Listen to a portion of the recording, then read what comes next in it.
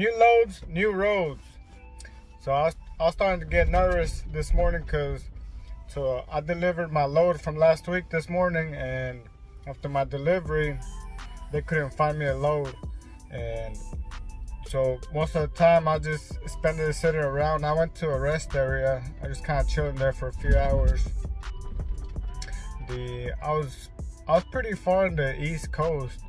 You know, I was about 120 miles east of Raleigh, North Carolina. And I had told him, like, you want me to move more? Say a command. I told him, like, you want me to go more towards, you know, Raleigh or Greensboro or anything like that? They're like, no, just stay right there. You know, we're trying to find something from that area. So like, all right, cool. You know, that was like 9 this morning. And finally, at 2 o'clock in the afternoon, they called me. So anytime after 2 o'clock, after 12, you know, it's hard to find loads, especially, you know, after 2. So I was thinking that I was just gonna have to wait to tomorrow to get a load. But right around 2 o'clock, you know, my dispatcher calls me and he told me to go to Raleigh, you know, as soon as possible to pick up this load, which is, this one's going to Chicago, Illinois, you know. So there were, you know, several loads. They did come in about a load. It paid pretty good, but it was asking for a TWIC card, and I don't have a TWIC card. And they wanted a tanker's endorsement, which I do have that, but I don't have a TWIC card. So they say, oh, never mind. So they did have loads in that area, but I mean, they weren't paying anything, you know, $1.50 or less, and I don't like to run my truck for free, you know. And they know that too. That's why they didn't call me and offer them. You know, they just kind of tell me like how the market is looking. It is a UPS load, so I'll be hauling some mail. Not too heavy on the way, about 23,000 pounds. You know, the only thing that I hate about being over here, about the road that I'm fixing to take is, you know, it's just mountains, you know, all the way till get to Denton, Ohio. Or is it Daytona? I think it's Daytona. One of those. But just hate this area around this part. I do have 840 miles. Look at it. It's pretty cool trucking GPS. If I click right here, it'll show me the elevations. So you see I'm right here, and this is Illinois. So all this area right here is what sucks, you know. I gotta climb up this and then up, down, and then we got a big old drop, and it's pretty steady the rest of the way, but this mountains area just sucks. Luckily, too heavy. My delivery is Wednesday morning. I think at 10:30, got appointment. You know, so today is Monday. So got plenty of time. I think we have a problem because I just got the paperwork and I think it's a hazmat load. So it says UPS equipment, it says lithium-ion batteries. Then it has a hazard class, number 9. Then it has hazmat X. So I'm about to go check it out because if it is a hazmat load, I can't haul it, even though I do have my hazmat endorsement, but we are not hazmat. The carrier I'm with, they're not allowed to haul hazmat, so that could be a pretty big problem at the freaking, if I get pulled over or something like that.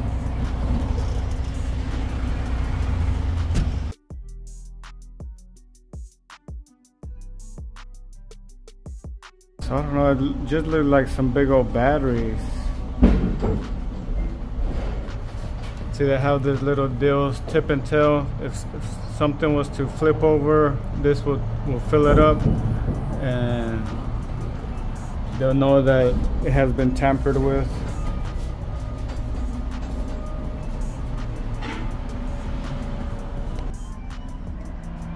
So I am gonna go inside to double check before I take off.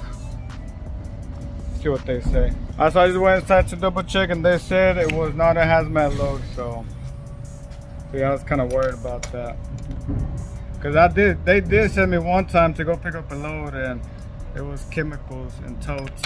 That one wasn't hazmat, and I couldn't haul that one. But I just dropped this seal. I put this heavy duty seal on. The only time I get big old seals like this, whenever it's a high priority load. You need some bolt cutters to get that. But fix to hit the road.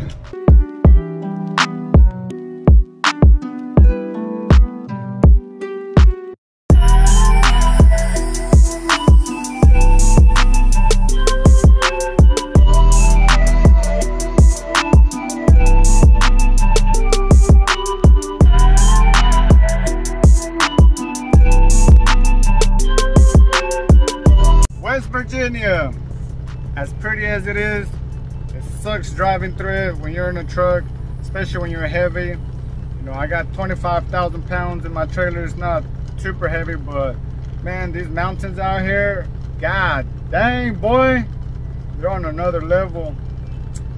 I just had to pull over because it freaking derated my truck, so I had to pull over and do a regen here at a truck stop. I got lucky because about 4 miles away from where I was at, there was a truck stop, so I just pulled in here and did a regen, which is it's finishing up doing the regen.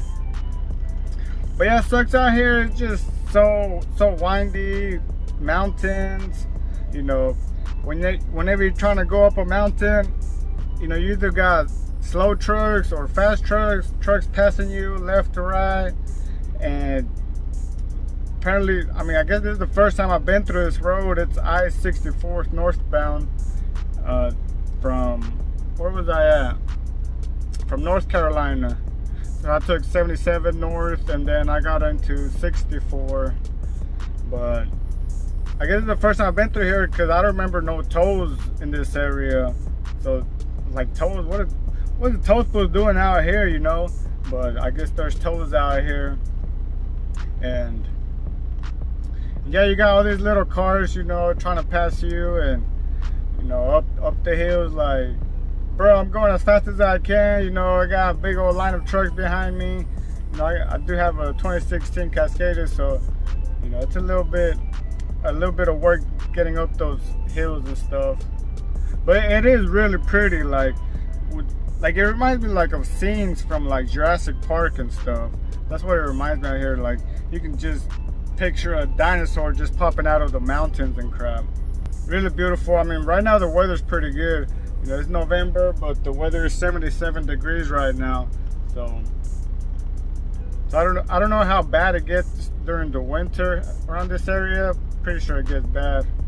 But I'm about to get back on the road. God, look at that vein pop, boy. You been working out? A little bit, just a little bit.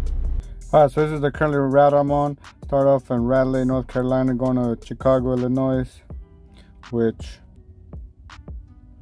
right here, I mean, this is pretty good roads right here. It wasn't too bad, but once you start getting into past I-81, right here, you got a pretty big mountain going up. But once you start getting on I-81 and go up north on I-77, that's where it starts getting tough. I mean, you can see all those curves and stuff, and all those mountain area. Look at all that.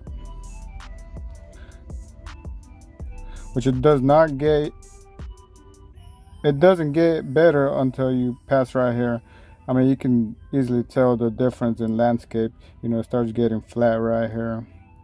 Then you get out of all the forest area, and right here is where my truck decided to derate. I was in Charleston. I think I was right here. Yep, it was right here. There's a truck stop right here. That's where my truck derated. Total of 827 miles.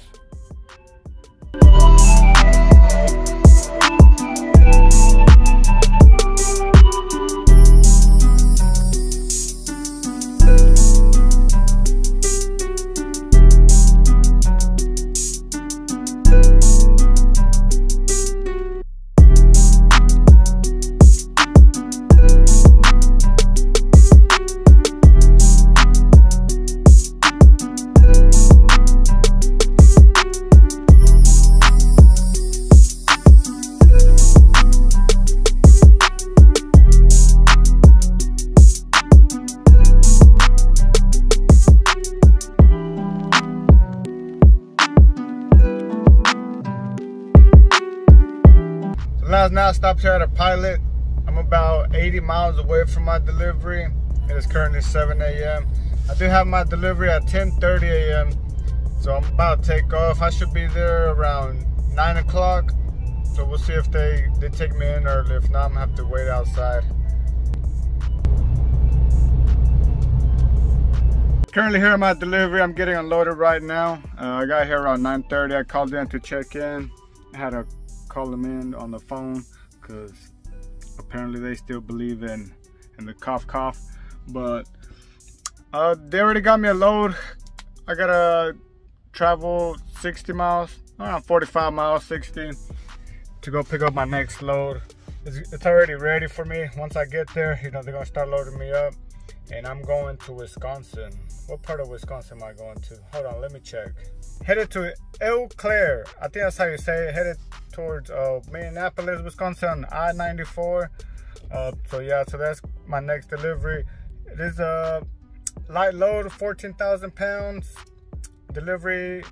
They said if I get there today, they'll take me in. Doesn't matter what time I get there, or tomorrow morning also will work. It's only about 300 miles, I think. A little over 300, which 5-6 hours. I should be there today, no problem. But if they don't take me in today, tomorrow morning they'll unload me.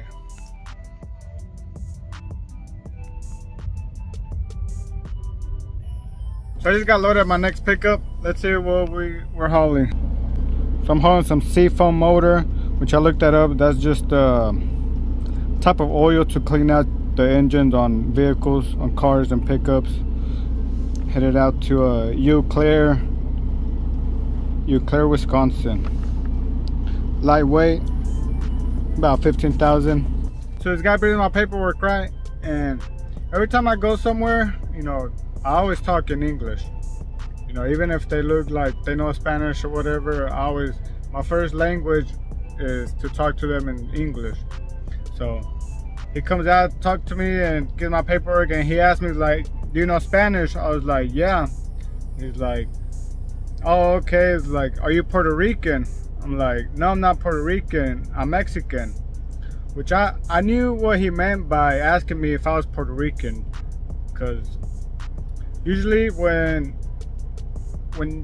you're talking to somebody, you know, of the Latinos or Hispanics, you never know like where they're from and stuff like that. So I guess that's why he asked me that. Because I mean, I don't know, like I think Puerto Ricans, they have an accent going on. I don't think I have a Puerto Rican accent. I kind of do have some type of accent, I guess English, I don't know. But whenever he asked me that, but that had me thinking, I was like, why would he think I'm Puerto Rican?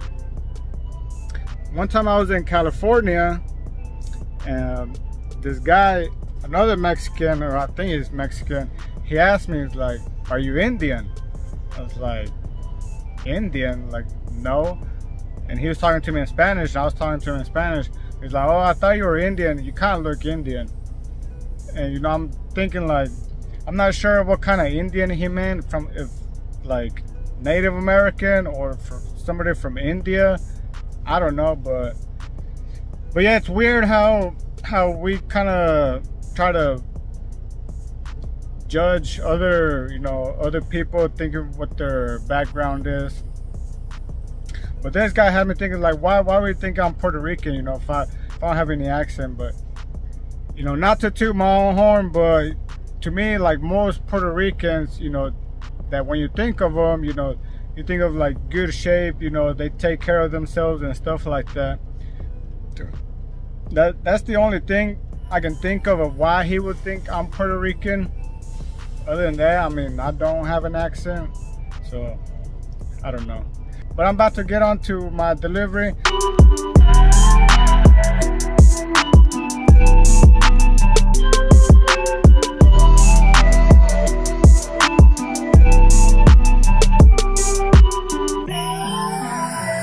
Last night I was able to get unloaded. I wasn't scheduled to my delivery till this morning, but I just showed up last night and like, hey, I'm here for delivery, and they gave me a dog door like nothing. I was like, awesome. I thought they were gonna reject me, So I came to a truck stop nearby, but I just took a shower. I'm fixing to head to my next pickup. I got to pick up at 10 a.m. It's already like 9:50. So I'm gonna head that way, and after that I'll be headed towards northeast of Montgomery, Alabama, which is like between Montgomery and Atlanta. My delivery is somewhere in the middle. It's to a Walmart DC. So I'm here at my pickup. I'm picking up at a warehouse where they make paper, like tissue paper and paper rolls and stuff like that. And sometimes they're like in the middle of the city where the water flows, like rivers and stuff like that. You know, that's where they get some power from, electricity power. But they have a nearby bridge that you can walk to. I'm about to go check it out. That's what I'm doing right now.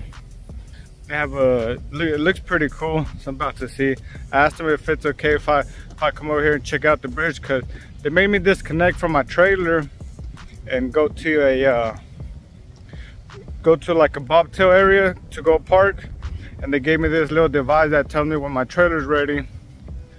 And I asked him if it was okay if I come check out this bridge, and he said yeah. So I'm about to go see what's up.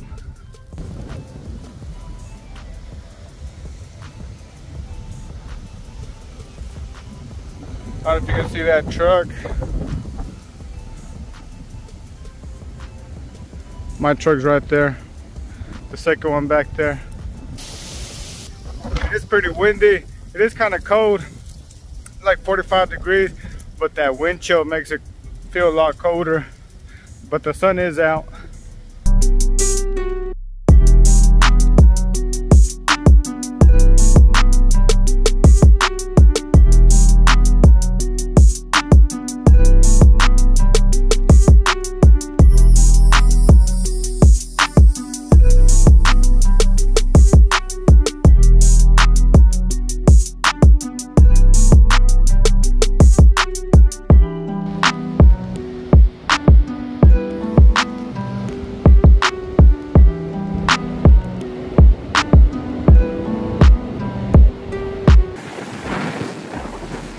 That's where I dropped my trailer off over there.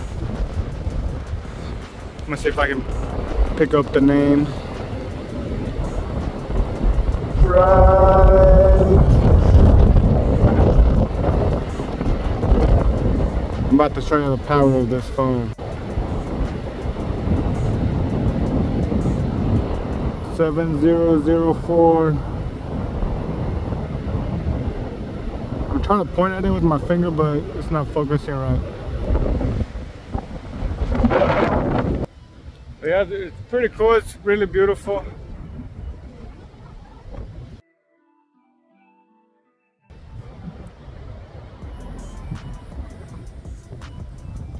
You know, anytime I get a chance like this, you know, to go out and explore and stuff like that, you know, I definitely take advantage of it.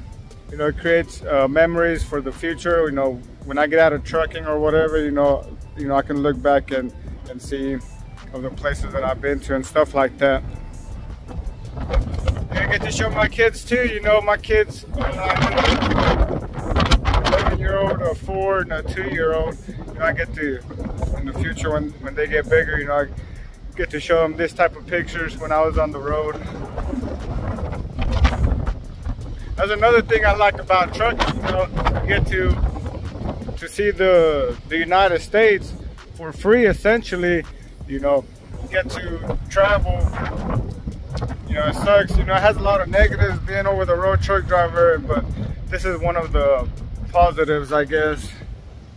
You gotta make the best of it sometimes. You know, when in the world would I come to Eau Claire, Wisconsin? Never. Like, I would never come here. But now I get to do it for free. So it is pretty windy. I did bring I do have my drone. You know, so it doesn't do that good when it's windy. So I might just put it out and see how it does. I'm probably not gonna take it up too high in the air, because whenever it's pretty windy, you know, it gives me alerts on on the phone that's telling me to pretty much to shut it down. It's too windy for the drone to maneuver. You know, it is a lightweight drone, so it does get pushed around fairly easy, but I might just put it out just here lightly. You know, I'm not gonna take it too high up there.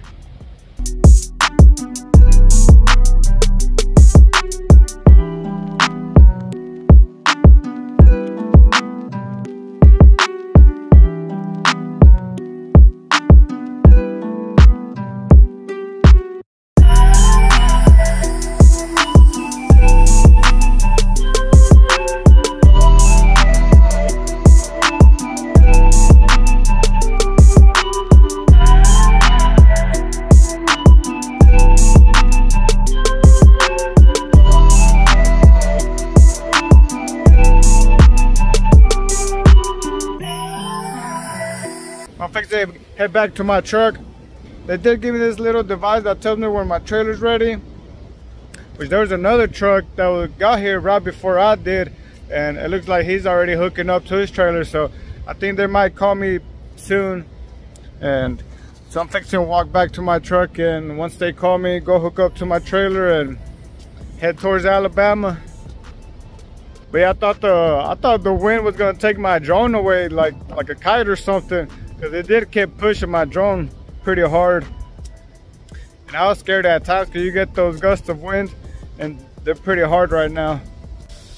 So yeah, I didn't want to risk it too hard with my drone. You know, I was trying to get up in the air, but I was like, nah, it's not worth it. You know, I paid a lot of money for this drone. It's not worth it, so I just kept it pretty low for the most part. I haven't even made it back to my truck, which I'm not that far. See where that red truck is? Where my truck is, and my buzzer's already going off, so my trailer's ready. This is what I'm hauling. Some bath tissue. That box up there looks damaged. They better not tell me anything about that box, because I didn't do it. Some of these places, they will reject the whole pallet if just one box is damaged. And especially like a Walmart distribution center, sometimes they're more strict about it.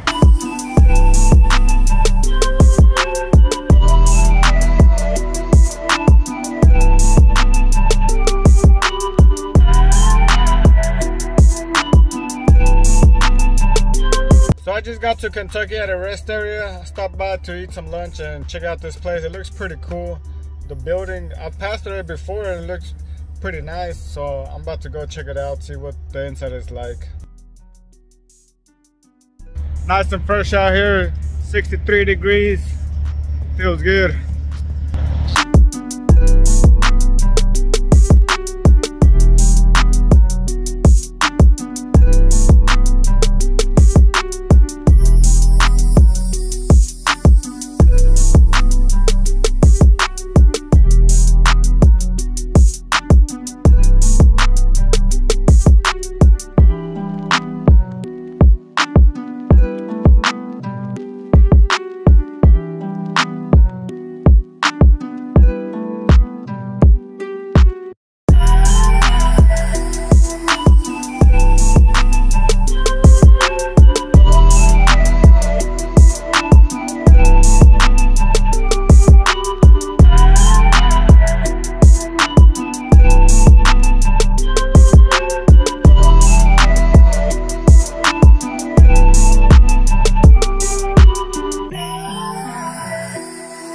I just walked around the rest area. I was trying to find a good spot to film this video, but I couldn't find anything.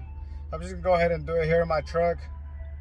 So question of the day is, are you protecting your commercial driver license? See, a lot of truck drivers, they take their CDL for granted, and they tend to do things that are going to compromise their ability to drive a commercial vehicle. Some of those things include like breaking the law, you know, so like speeding during construction zones, you know, following other vehicles too closely. We had a guy in our company that he got a ticket for that, for following too closely to another vehicle, because, you know, if that person was to brake or something like that, and you know, his reaction is slow, you know, that's gonna be pretty bad. But speeding is another thing. You know, like in California, speed limit is 55, and every time I go to California, I mean, I always go like 57, 58, nothing too crazy, but always truck drivers I see, you know, they're going 60, 65, maybe even 70. Some of them, they go pretty fast, and there's always DOT officers, you know, in the median or on the side, you know, waiting to see who's speeding, and then they get pulled over and they start getting all mad that, you know, and they start blaming California sucks and all this other stuff. You know, I understand it sucks, but we gotta buy those rules, those laws, and, you know, it's those little things that are going to affect your points on your CDL that, you know, a lot of us, you know, don't, it's not that we don't care, but we take it for granted that we're gonna have a CDL forever. It's not gonna be that easy to take it away.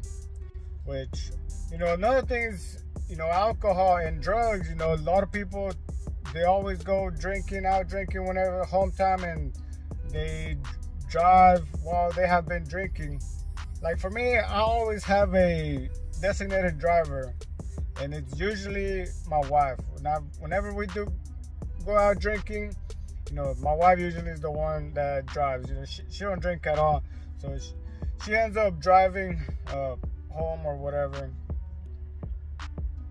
Now, a lot of people get caught up with drugs too, and then if you have a CDL and you get caught with drugs, or you fail a drug test, or you skip a drug test, you know, that's an American failure to a lot of companies' eyes. You know, if that happens to you, you have to enter a program called SAP program, which is Substance Abuse Professionals, DOT SAP program, which pretty much is just this program that after you got caught with alcohol or drugs that you have to take in order to get back into working. If you get caught with that and you don't take the SAP program, you know, they're not gonna let you drive a commercial truck anymore. And that's frowned upon with a lot of companies, especially like the good companies.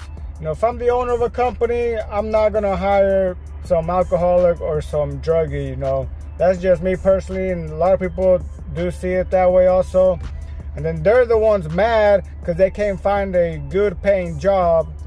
And the job that do end up landing, don't really take care of them. They don't, you know, pay them good.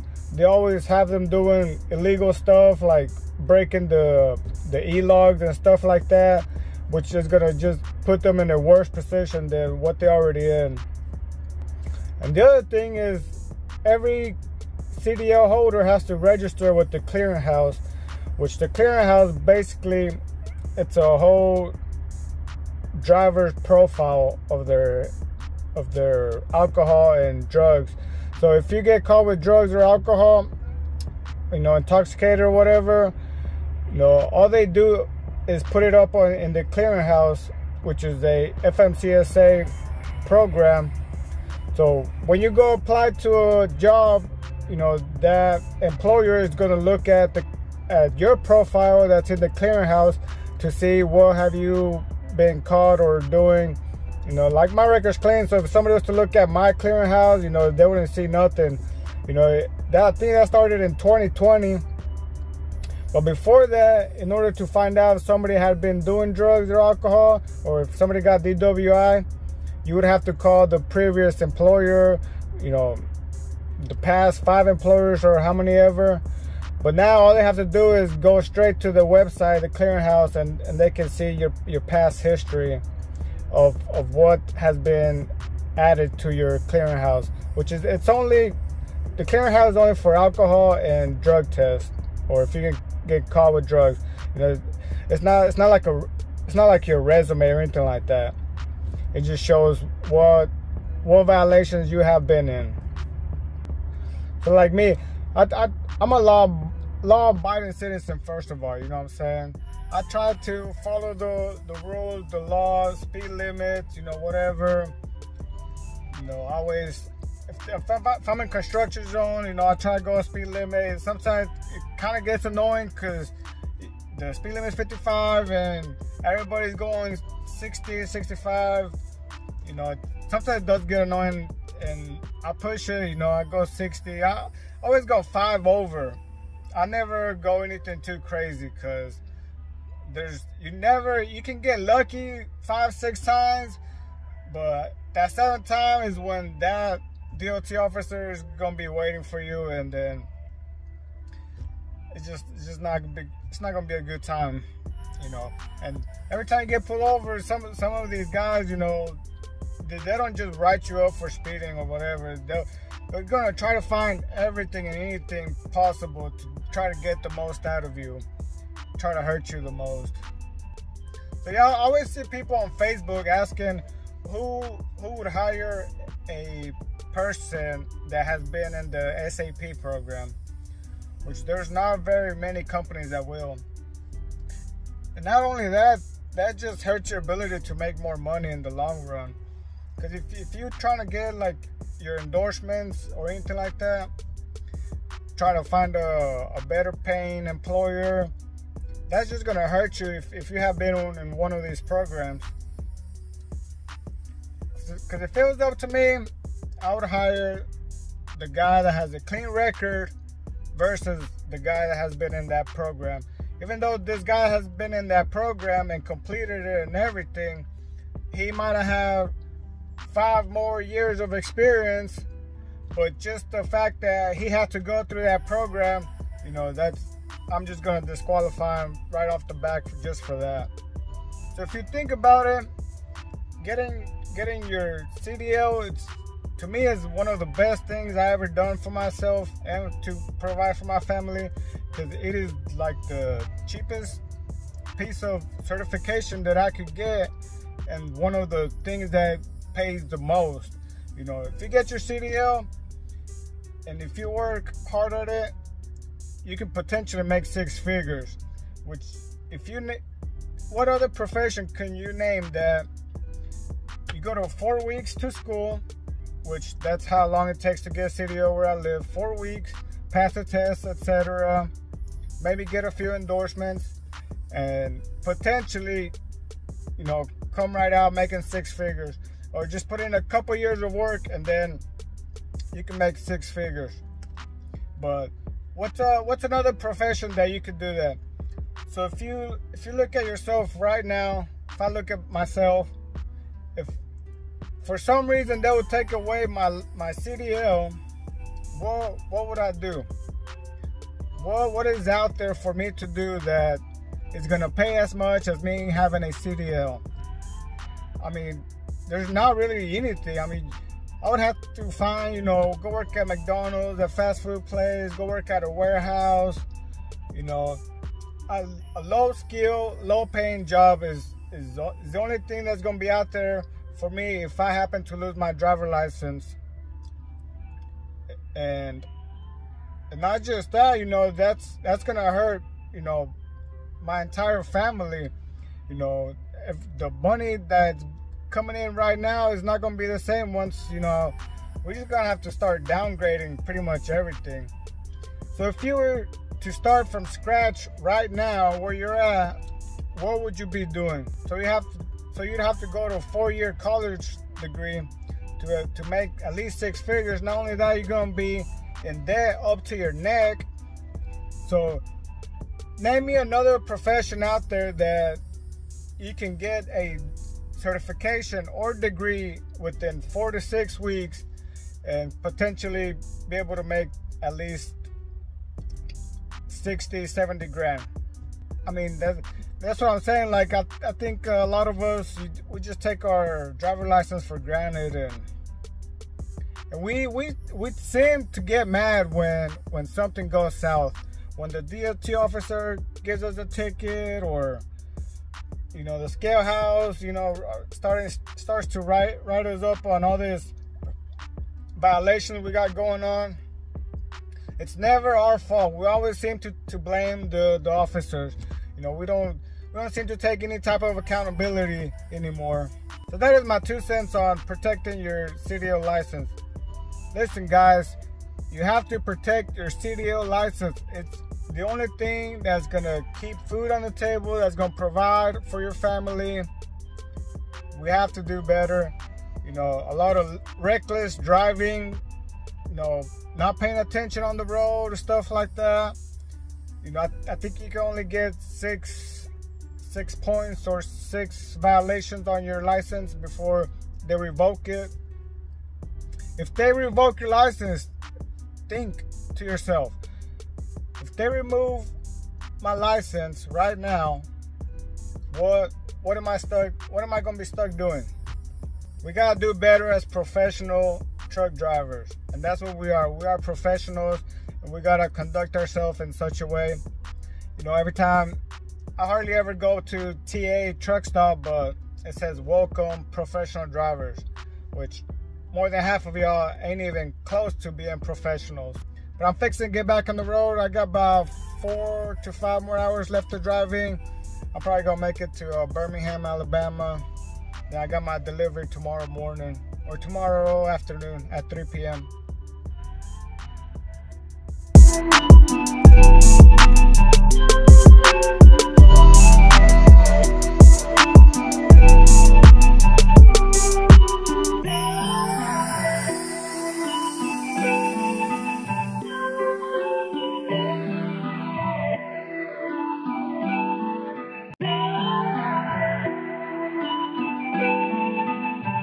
Just got here to my delivery at the Walmart distribution center.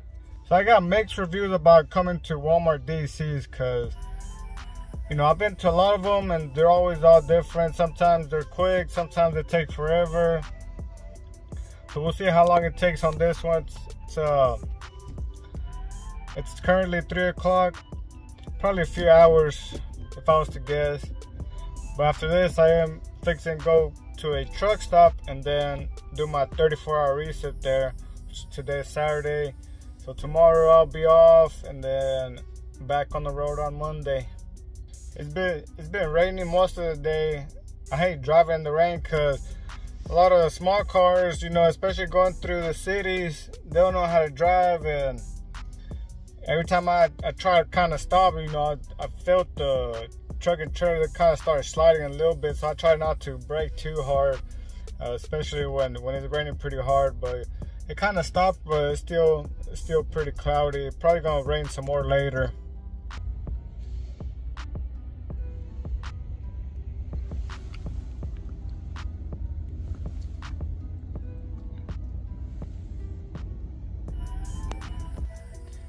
So they say that they're gonna call me once my trailer is ready.